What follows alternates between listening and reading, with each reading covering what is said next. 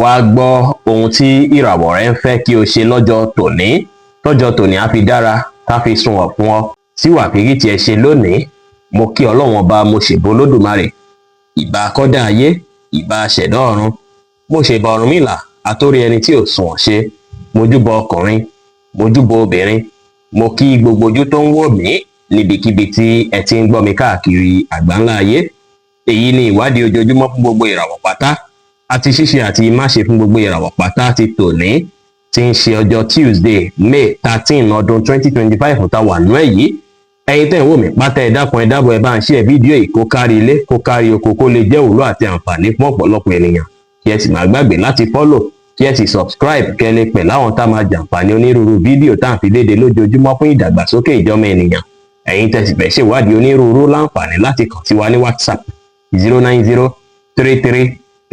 09033897161. Ẹ̀yin tẹ́ ń lò ràwọ̀ iná tó kanranyan Aries, ẹ̀yin tàbí láàrin March 21 sí April 20 lọ́jọ́ tòní ó ṣeéṣe kí ẹ fẹ́ nílò láti gbé àwọn ìgbésẹ̀ kan tó lágbára nínú ìgbésí ayé yín, bóyá lórí ọ̀rọ̀ iṣẹ́ àbí ọ̀rọ̀ ìgbésí ayé yín lénìí.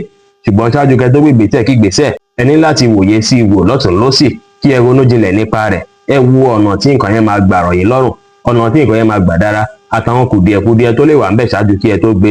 Bẹ́ẹ̀ sì ni àwọn akitiyan tí ẹ bá ń ṣe lọ́jọ́ tòní, ó nílò kí ẹ tún fi ọjọ́ tòní wá ìmọ̀ kún ìmọ̀. Tẹ bá ní ìmọ̀ kún ìmọ̀ lórí ohunkóhun lénìí, á tún ran nǹkan tí ẹ ń ṣe lọ́wọ́ pẹ̀lú akitiyan yín. Pàápàá á tún ran ìgbésẹ̀ kí ìgbésẹ̀ tí ẹ bá fẹ́ gbé lọ́wọ́, tí ẹ bá túbọ̀ wá ìmọ̀ tàbí tí ẹ tún make findings yín dáadáa púpọ̀. Ẹ má wá ṣàṣejù lórí ohunkóhun lénìí, ẹ tẹpá mọ́ṣẹ́, ẹ má jẹ́ kára ya yín ju bó ṣe yẹ lọ. Kẹ́ fi ọgbọ́n àtòyé tọ́lọ́run fún yín ṣe ohunkóhun, kí ẹ sì rí dájú pé ẹ ṣe nǹkan yín létòlétò lénìí pẹ̀lú.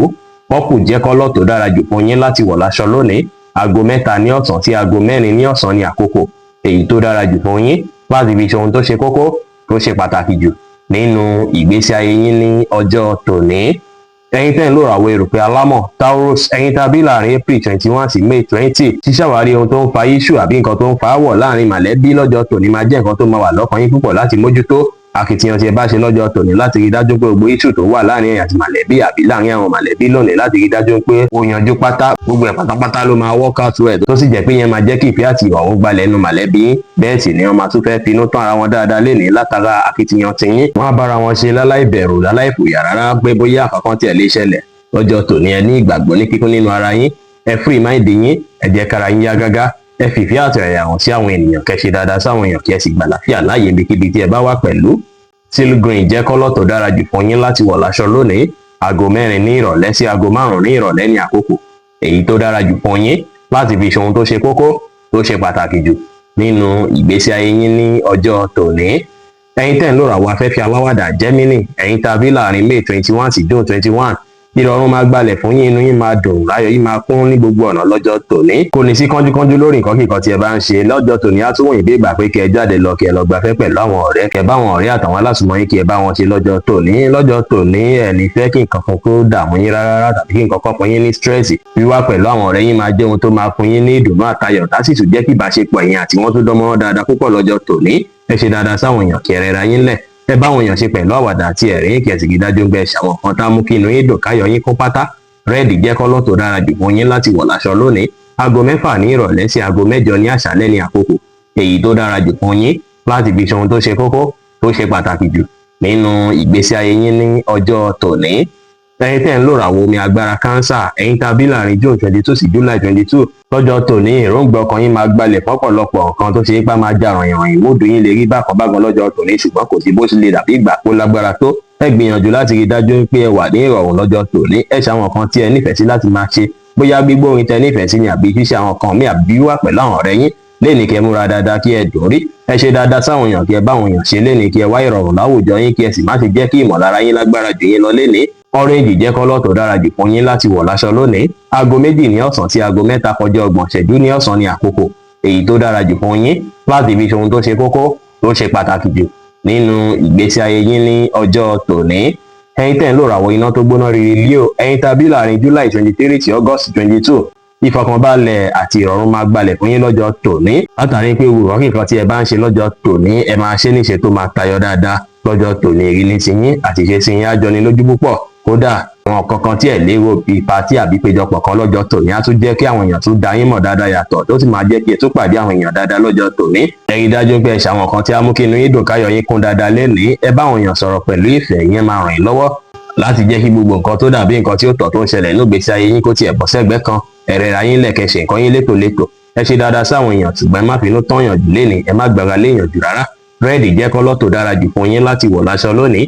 Aago 4 ní ìrọ̀lẹ́ sí aago 5 ní ìrọ̀lẹ́ ní àkókò èyí tó dára jù fún yín láti fi ṣe ohun tó ṣe kókó tó ṣe pàtàkì jù nínú ìgbésí ayé yín ní ọjọ́ tòní. Ẹ̀yin tẹ́ ń lò ràwọ̀ erùpẹ̀ funfun Virgo, ẹ̀yin tàbí láàrin August 23 sí September 23 lọ́jọ́ tòní, inú yín máa dùn, ọkàn yín máa balẹ̀, ìrọ̀rùn máa gbalẹ̀ láyìíká lẹ́yìn lọ́jọ́ tòní. Kódà láàyè iṣẹ́ ẹ máa ṣe dáadáa, tẹ́ máa yege tó sì jẹ́ pé iná àwọn tó rọ̀gbà yín kágbọ́n á dùn lè ní àwọn akitiyan tí ẹ ti ń ṣe láti rí dájú pé ìbáṣepọ̀ tó dánmọ́rán wà láàrin ẹ̀yin àti àwọn alásùnmọ́ yín. Gbogbo ẹ máa rí bí ẹ ṣe ń fẹ́ o, gbogbo nǹkan sì máa lọ bó ṣe yẹ kó lọ, tí rọrùn sì máa gbalẹ̀ láwùjọ yín. Ẹ wá tẹpá mọ́ṣẹ́ kẹ́ ṣe dáadáa sáwọn èèyàn, ẹ rẹra yín lẹ̀ kí ẹ báwọn èèyàn ṣe pẹ̀lú àwàdà àti ẹ̀rín, kí ẹ sì rí dájú pé ẹ wà determine lórí ohunkóhun tí ẹ bá ń gbájúmọ́. Aago 10 láàárọ̀ sí aago 12 ní ọ̀sán ní àkókò èyí tó dára jù fún yín láti fi ṣe ohun tó ṣe kókó tó ṣe pàtàkì jù nínú ìgbésí ayé yín lónìí, tí kọ́lọ̀ orange sì jẹ́ kọ́lọ̀ èyí tó dára jù fún yín láti wọ̀ láṣọ ní ọjọ́ tòní. Ẹ̀yin tẹ́ ń lò ràwọ̀ afẹ́fẹ́ márìmífín Libra, ẹ̀yin tàbí láàrin September 24 sí October 23 léèní ẹ máa fẹ́ wòye sí àwọn ìgbésẹ̀ tẹ́ ti ń gbé látijọ́ mẹ́ta, àwọn decision tẹ́ ti make látijọ́ mẹ́ta nínú ìgbésí ayé yín. Lọ́jọ́ tòní á dàbí ìgbà pé kẹ́ ṣàwárí ara yín dáadáa, bí ìgbà pé kẹ́ olè wáyè lẹ́yìn nìkan lọ́jọ́ tòní láti lo àkókò àti ìgbà lẹ́yìn nìkan láti fi organize àwọn èròǹgbà yín dáadáa pẹ̀lú láti fi mọ ara yín ní kíkún, láti fi mọ àwọn kọ̀rọ̀kọ̀rọ̀ nǹkan tó ń ṣẹlẹ̀ nínú ìgbésí ayé yín. Gbogbo nǹkan wọ̀nyí á ràn yín lọ́wọ́ ní ààyè iṣẹ́ yín àti nínú ìgbésí ayé yín lápapọ̀. Ẹ rí dájú pé ẹ ní ìrètí pé gbogbo nǹkan ti dáa, ẹ ní ìgbàgbọ́ ní kíkún nínú ara yín, ẹ wà positive, kí ẹ ṣe dáadáa sáwọn èèyàn, kí ẹ sì rí dájú pé ẹ̀rín ò pẹ́ sí yín lẹ́nu lọ́jọ́ tòní o. Blue jẹ́ kọ́lọ̀ tó dára jù fún yín láti wọ̀ láṣọ lónìí. Aago 9 láàárọ̀ sí aago 10 kọjá 30 ìṣẹ́jú láàárọ̀ ní àkókò èyí tó dára jù fún yín láti fi ṣe ohun tó ṣe kókó tó ṣe pàtàkì jù nínú ìgbésí ayé yín ní ọjọ́ tòní. Ẹ̀yin tẹ́ ń lò ràwọ̀ omi tútù Scorpio, ẹ̀yin tàbí láàrin October 24 sí November 22 lọ́jọ́ tòní, nǹkan lè pọ̀ nínú ọkàn yín tẹ́ ń rò lọ́tùn lósì látàrí pé nǹkan máa kún lọ́wọ́ yín náà tí ẹ fẹ́ mójútó dáadáa. Gbogbo àwọn nǹkan tẹ́ fẹ́ ṣe ìyájẹ́ yìí tó máa ràn yín lọ́wọ́ púpọ̀. Ó ṣeé ṣe kí ọkàn yín má wulẹ̀ sí níbi kankan ju àwọn nǹkan tí ẹ fẹ́ ṣe ní ilé lọ lọ́jọ́ tòní. Ẹ rí dájú pé ẹ gbájúmọ́ nǹkan kí nǹkan tí ẹ bá fẹ́ mójútó lọ́jọ́ tòní lásìkò tó tó àtàsìkò tó yẹ. Ẹ sì rí dájú pé ẹ fìsí bì kan ju bì kan lọ, ẹ ṣiṣẹ́ níwọ̀n, kẹ́ sì kọbi ara sọ̀rọ̀ ilé náà níwọ̀n. Ẹ á ràn yín lọ́wọ́ láti rí ṣe lénìí, á sì jẹ́ kọ́kàn yín náà tún balẹ̀ pẹ̀sẹ̀. Lénìí kẹ́ má ṣàṣejù lórí ohunkóhun, ẹ rí dájú pé ẹ wà positive, kẹ́ má jẹ́ káràyà yín ju bó ṣe yẹ lọ, kí ẹ sì fi ọgbọ́n àtòyé tọ́lọ́run fún yín ṣe ohunkóhun lénìí. Purple jẹ́ kọ́lọ̀ tó dára jù fún yín láti wọ̀ láṣọ lónìí. Aago 7 láàárọ̀ sí aago 11 láàárọ̀ ní àkókò èyí tó dára jù fún yín láti fi ṣe ohun tó ṣe kókó tó ṣe pàtàkì jù nínú ìgbésí ayé yín ní ọjọ́ tòní. Ẹ̀yin tẹ́ ń lò ràwọ̀ inú àtùpà Sagittarius, ẹ̀yin tàbí láàrin November 23 sí December 22 ọjọ́ tòní jọjọ́ tó dára púpọ̀ fún àwọn relationship yín, àwọn alásùnmọ́ yín, olólùfẹ́ yín. Lọ́jọ́ tòní ọkàn yín máa balẹ̀, bẹ́ẹ̀ sì nínú yín máa dùn. Èyí ni sí àtìṣe tí yín máa jẹ́ ètò ṣe yí pé olólùfẹ́ yín máa nífẹ̀ẹ́ sí púpọ̀ lọ́jọ́ tòní, tí yẹn sì tún máa jẹ́ ìrànwọ́ láti rí dájú pé gbogbo nǹkan tó dàbí àwọ̀ tó wà láàrin ẹ̀yin àti olólùfẹ́ yín látijọ́ mẹ́ta gbogbo ẹ̀yin yanjú pátápátá. Lọ́jọ́ tòní kí ẹ báwọn èèyàn sọ̀rọ̀ pẹ̀lú ìfẹ́ dára, ẹ má rìnrìn òru, ẹ má wọ aṣọ dúdú rárá, ẹ báwọn èèyàn ṣe pẹ̀lú àwàdà àti ẹ̀rín, kí ẹ sì fi ìgboyà ṣe ohunkóhun lénìí pẹ̀lú. White jẹ́ kọ́lọ̀ tó dára jù fún yín láti wọ̀ láṣọ lónìí. Aago 10 kọjá ìṣẹ́jú 15 láàárọ̀ sí aago 1 kọjá ìṣẹ́jú 15 ní ọ̀sán ní àkókò èyí tó dára jù fún yín láti fi ṣe ohun tó ṣe kókó tó ṣe pàtàkì jù nínú ìgbésí ayé yín ní ọjọ́ tòní. Ẹ̀yin tẹ́ ń lò ràwọ̀ erùpẹ̀ eléruku Capricorn, ẹ̀yin tàbí láàrin December 23 sí January 19 ó ṣeé ṣe kí ròyìn gbalẹ̀ fún yín kẹ́ wà confused bákan. Ọjọ́ tòní jọjọ́ tí ó dára púpọ̀ láti fi ronú jinlẹ̀ nípa ọ̀rọ̀ ìgbésí ayé yín àti nípa ọ̀rọ̀ àwọn alásùnmọ́ yín, kí ẹ wòye sáwọn kan tó ń fa confusion yìí, kí ẹ mọ̀nà àbáyọ tẹ́ fẹ́ wálé lórí.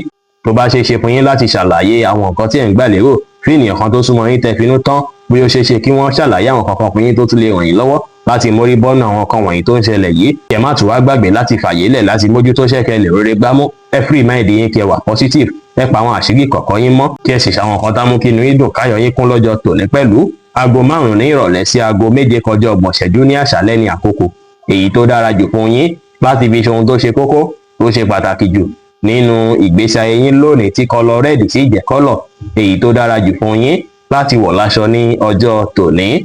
ẹ̀yin tẹ́ ń lò ràwọ̀ afẹ́fẹ́ oníbínú Aquarius, ẹ̀yin tàbí láàrin January 20 sí February 19 lọ́jọ́ tòní olóríire lẹ máa jẹ́ látàrí pé nínú mọ̀lẹ́bí àti láyìíkáyè tẹ́ bá wà wọ́n á dùn yín nìrí pé ẹnì gangan lolóríire àárín wa, ẹnì gangan ló attract oríire fún wa lọ́jọ́ tòní. ẹ lo àǹfààní ọjọ́ tòní láti fi rí dájú pé ẹni tẹ́ bá nípa láti ṣe fún nínú ẹni tó súnmọ́ yín kẹ́ ṣe fún wọn lọ́jọ́ tòní. ìyẹn máa jẹ́ kí wọ́n gbóríyìn fún yín, kí wọ́n dúpẹ́ lọ́wọ́ yín fáwọn akitiyan àti ìgbìyànjú tẹ́ ṣe lórí ọ̀rọ̀ wọn lọ́jọ́ tòní. ọjọ́ tòní jọjọ́ tó ṣe yí pé ó máa tayọ tẹ́ ẹ máa ríre gbámú dáadáa tó máa fẹ́ bọ́ yín púpọ̀.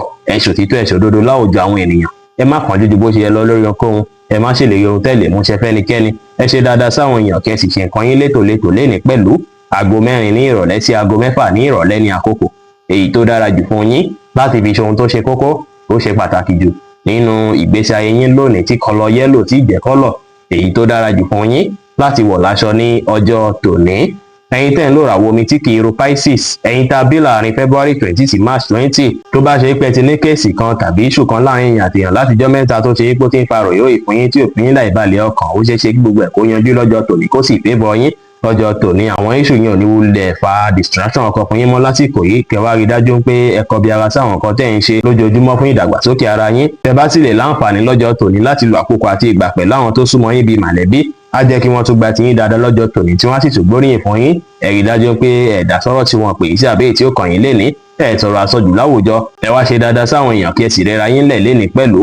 Deep red jẹ́ kọ́lọ̀ tó dára jù fún yín láti wọ̀ láṣọ lónìí. aago 4 ní ìrọ̀lẹ́ sí aago 5 ní ìrọ̀lẹ́ ní àkókò èyí tó dára jù fún yín láti fi ṣe ohun tó ṣe kókó tó ṣe pàtàkì jù nínú ìgbésí ayé yín ní ọjọ́ tòní. bí ó ṣe jẹ́ nìyẹn fún gbogbo irúfẹ́ ìràwọ̀ méjìlá tó wà pátá. ẹ̀yin tẹ́ ń wò mí pátá ẹ má gbàgbé pé Ọlọ́run bo Olódùmarè nìkan lọ́ba tó ní ìmọ̀ jùlọ. fẹ̀yìn tẹ́ fẹ́ ṣèwádìí onírúurú ẹ láǹfààní láti kàn sí wa ní WhatsApp 09033897161. ire gbogbo á jẹ́ tiwa lónìí, lọ́sẹ̀ yìí, lóṣù yìí àti ní gbogbo ọjọ́ ayé wa láṣẹ Ìdùmarè. ire o.